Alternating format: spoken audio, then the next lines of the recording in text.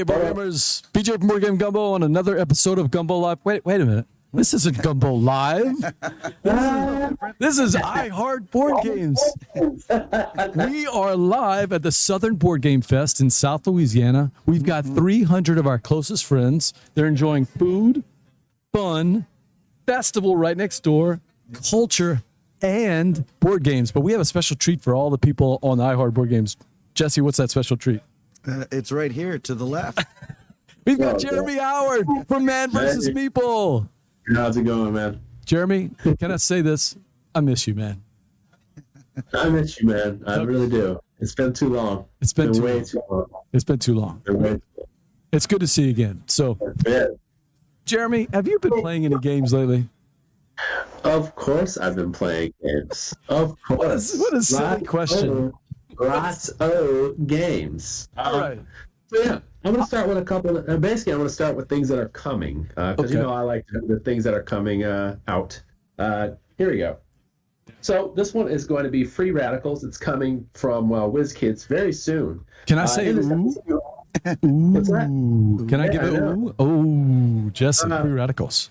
So this game is highly asymmetric. There are 10 factions in the game, and it's kind of like in a free world society. Everything's beautiful, free money, everything's good, but people are competing for this. I can't remember if it's a resource or something like that, but there's like no battling, so there's no like interaction like, hey, we're trying to kill or destroy somebody else. This game, this is the crazy thing about this game, is that you are basically playing 10 different games. Ooh. Completely different games. Sort of Merchants of Cove-ish, a little bit. So Merchants of the Dark Cove, that does not, Merchants Cove does not own asymmetry, guys. Okay? they did not establish asymmetry in 2021, okay? I'm texting Johnny Pack right now and telling him you're dissing him live on Twitch. Similar to Merchants Cove. So you got all these different boards, all these different types of mechanisms. So for example, there may be like a pick up and deliver game. Okay. There's a polyomino type game. There's a Mancala type game. There is all these different types of games. There's like one where it's like you are building an engine of taking on, replacing, taking on, promoting, and replacing, and then you kind of get this huge kind of mixture of actions as you do that. So all this stuff is happening. Plus, you have a middle board that will basically you are giving favor to each other. So remember, I was saying like there's no battling in this game. Yeah. You actually get benefits from getting favor from someone else. If you take someone else's favor, you get more credit to them, and then you also kind of help yourself out. If you get favor for yourself, it's going to be a little bit more of a slow roll, but you will help out yourself a little bit. So it's kind of like you're piggybacking off of people, and you got to figure out how to do that because whoever has the most favor at the end gets the most points, but you kind of have to play the role of that a little bit so you can get some good benefits during the game. It's got some buildings you can open. It's a lot of hand management as well, but it's not heavy. It's got characters. It's got factions that are heavy, and then it's got ones all the way down to, like I said, Mancala, standard worker placement, but then it has ones that are like Zelda Quest. Wow. Figure out how tiles work. I mean, like, it's got some crazy stuff. So, there's ones with like upgrade systems and things like that. So it's got ones that are really high on the complexity scale, and some that are really kind of entry level. Do you feel like it's balanced enough to where if the people that are doing the more basic ones are still competing with the ones doing the more advanced ones?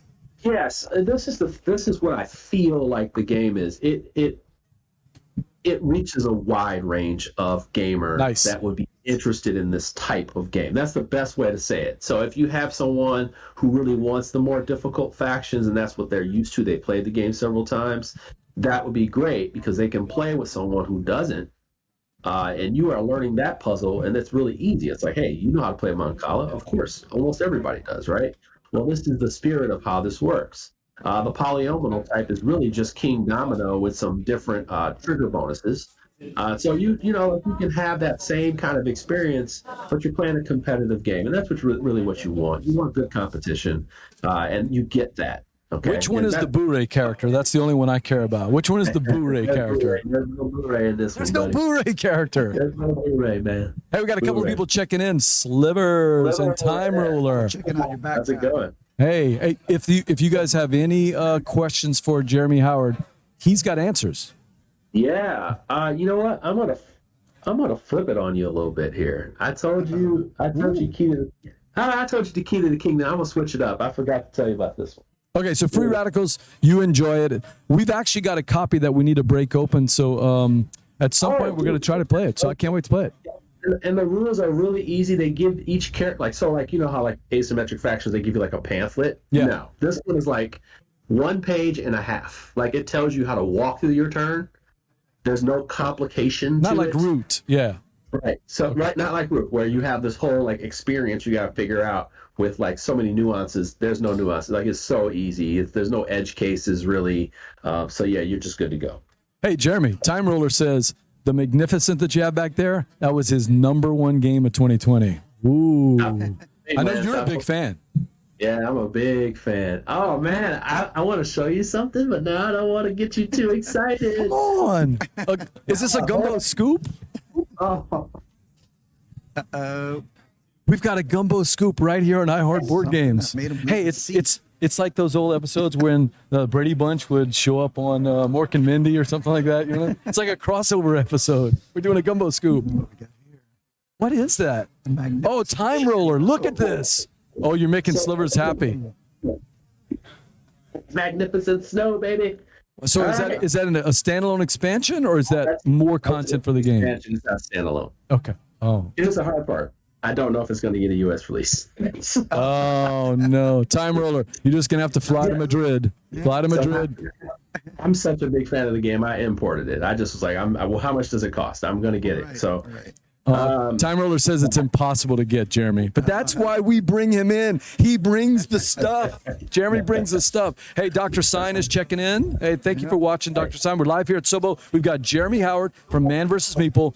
You've got questions. He's got answers. What's that next game you want to talk about, Jeremy?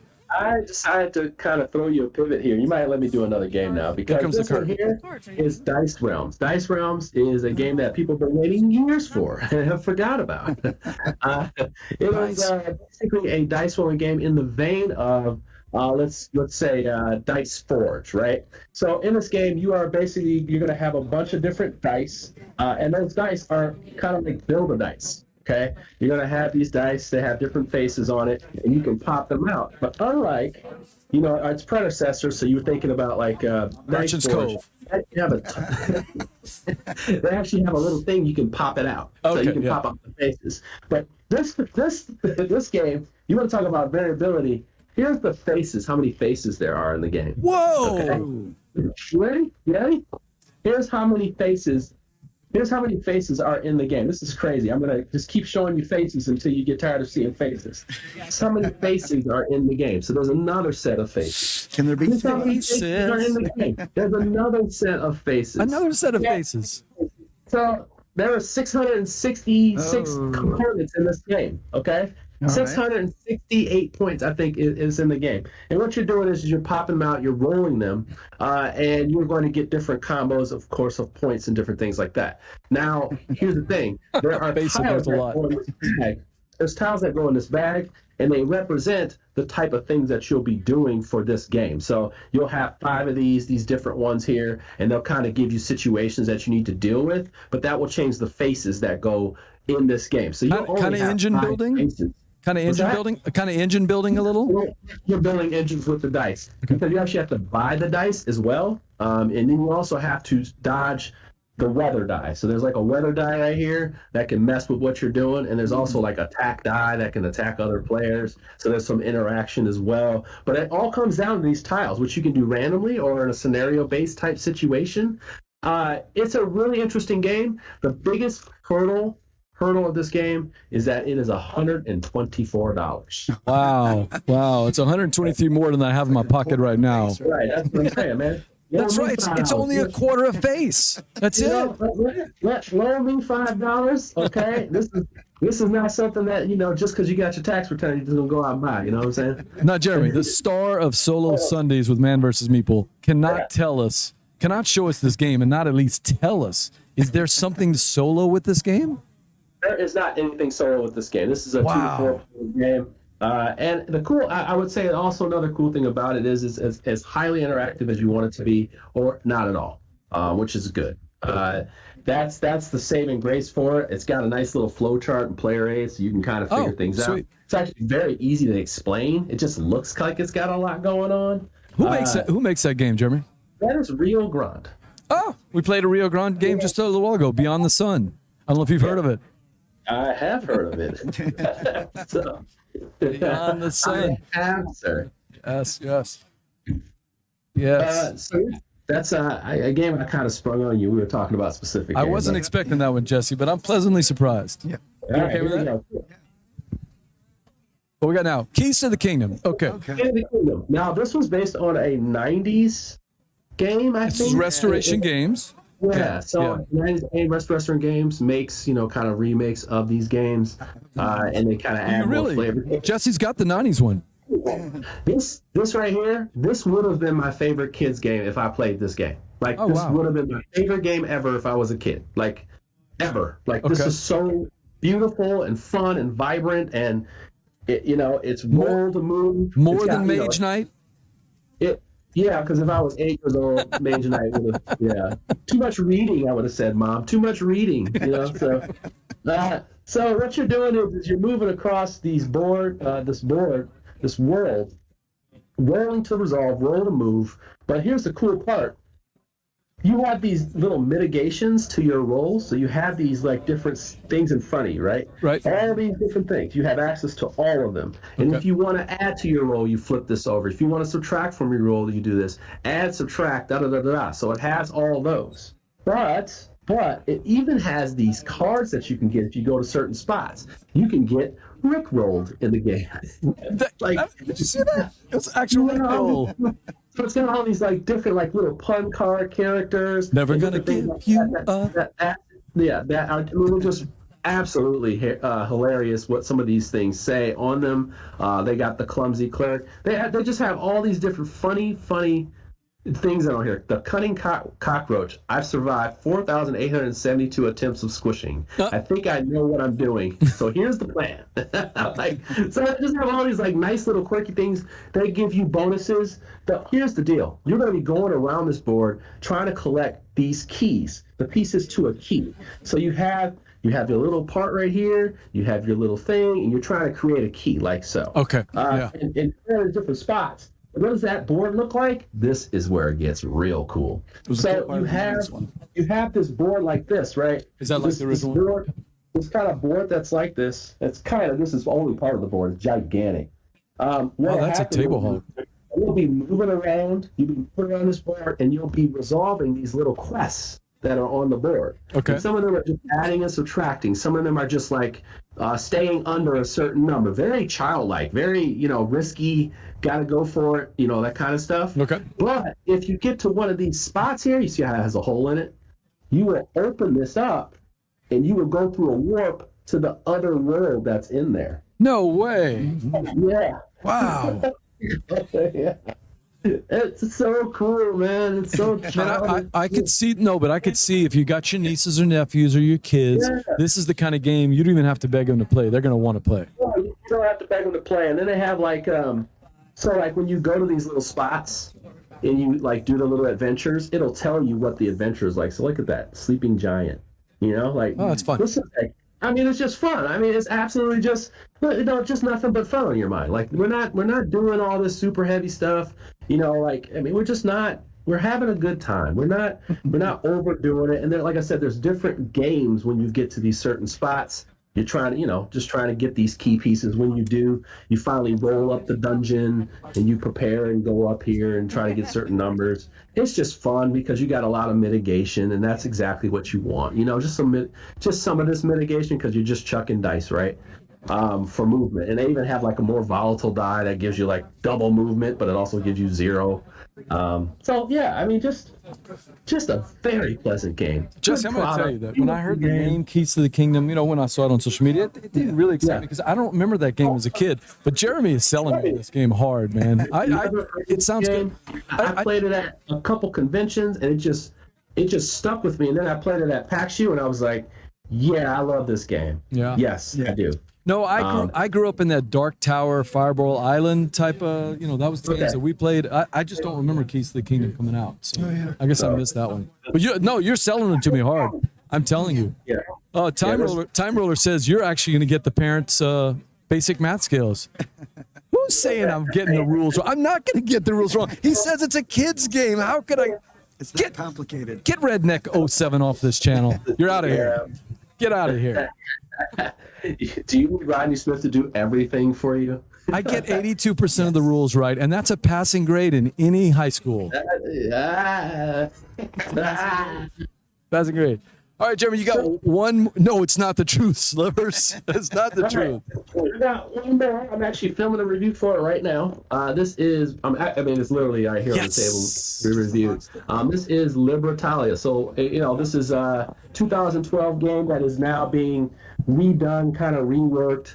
Add some things. It's added a solo mode. It added so I added a solo mode, a 2-player twist on the 2-player, more cards, more cards, 8 more cards. Some of the cards are rebalanced. I think they even changed the name of a couple of them.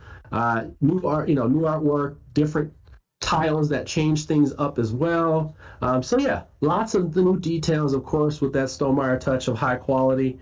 And so you're playing cards. In this game, you start out with perfect information. Everybody's going to have 40 cards. One person shuffles their cards and gets 6 cards, and everybody matches that hand. You're going to be playing the cards on the board, resolving them from left to right once, resolving them from right to left, and you're going to be taking these little tile token pieces, and those token pieces will give you different doubloons now or later, or there's a little bit of interaction depending on what side you play on, and you're just trying to get the most money. Now the thing that gets people the most is like, hey, I know what 6 cards you have, you know what 6 cards I have, and then eventually we'll only play 4 of those 6, and then the next round we get 6 new cards, and I'll only play 5 of those 6. And then the last round, I'll have, an extra 3 cards, basically. And I may have gotten some cards back because of the abilities I played. And then the last 6, we're playing 6. So you don't know, unless you remember everybody's at the table, you don't know. So that tells me that playing with 6 players is going to be even more fun, Jeremy, because you can't keep track of 6 people's cards. Yeah.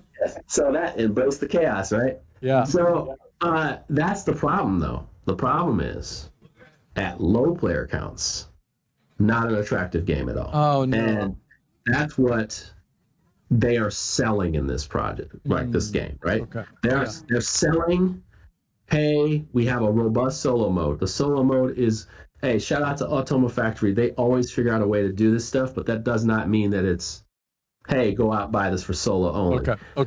No, you got to tell us the truth, Jeremy. Yeah. Yeah. Two player. Basically with the 1 and the 2 player, they've kind of simulated a 3rd player. In the solo, it's a little harder, like way more, hey, this is the 2nd and 3rd player. Whereas the second one, they have like a little tile that they kind of make it so, hey, if you're higher or lower, you get to take out one of the tokens. So it kind of does like a real cutthroat way of simulating this 3rd player. And it really you can screw people over pretty hard. So if you're looking for more, let's play out the strategy, 2-player is so cutthroat. I don't know if people are going to like that. There's good to have some cutthroatness to the game because it's a pirate game and da-da-da. But I don't know, 2-player is pretty rough. 3 players, okay, but as you can tell with my thoughts on the first and second player, I wasn't as excited about. 4, 5, and 6, where this game shines. No question. No question. It is made for that 4, 5, 6, and that's the reason why it would probably stay in your collection. And I feel like that's the reason why people love it so much. I think they love it because they can play it at 3, 4, 5, and 6. I just don't prefer the 3, 2, and 1 of the game. So that's literally half the product. The other part, the little tiebreaker thing, the reputation check is pretty smooth. Like, so I didn't like the tiebreakers before. I didn't like the random numbers on the cards. It just didn't feel. That is pretty smooth because it incorporates all the colors regardless, and you kind of make your way back and forth through it. And it worked how the money is given out, but it also just says like, hey, look, this is how to resolve ties. That person's further, move them to the closer where they can get the tokens first. Done. That's it. I like Very that. smooth. Very smooth. So I think if you're just looking for some tweaks on Libertalia, you got it. If you're just looking for, hey, I really wanted to just play it too, whatever, no, not for me. I played it 2 several times, and I was like, I would not want to play this at 2 again. Solo only, I think it's going to be divisive for some people, but I feel like divisive is where it's going to land because it's simulating 3 players, and one of them is very random. You're not working with the same information. That's not fun to me. So yeah, and artwork is device. I don't care about artwork as much as a lot of people do. I care more about. I actually like the artwork. Yeah, and I actually like artwork. Like I like the artwork, and I love the other artwork just as much. It's just 2 different things. Like I almost would be fine with having both if I could. What I like is what you said though. How many games do we have, Jesse, that are 4, 5, or 6 players and still play, under an hour-ish? Yeah. With some good player interactivity. There are some, but that's a good selling point for this game. I'm glad you're telling us the truth about the 2 or 3 players though. And I really, really encourage people, if they're looking for that 4, 5, 6 game, this is where that game is. It just, overall, I'm going to do a review for it. I'm going to give it a 6 out of 10. I think that's perfectly where it lands. It's an okay game, but for me, half of it is not as exciting, half of it. So I just that's where I landed on this one here, unfortunately. Yeah.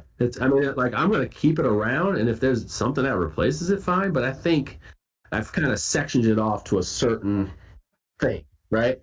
And that's where I stand. That's Libertalia. All right. Yeah. Wow, we covered a lot of games, Jeremy.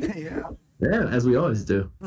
Man, don't be so long. I mean, it doesn't have to be years before you say hi to me and Jesse. We'll do this again, right? Yeah. Yeah, let's do it again, man. Anytime. Jeremy, thanks for coming in. And open invitation. Anytime he wants to come, he can come down to Lafayette. We're going to get you some boudin. We're going to get you some cracklins. We're going to get you some crawfish etouffee, and we're going to play games with you. Okay. Come on down. Come down to Lafayette. We want to see you at Sobo sometime. You're talking me into it. I don't need an excuse to go travel. I need to travel, man. All right. Well, let's get this world going again, and we can see you guys at a con. Hopefully, I'll see you at a con pretty soon.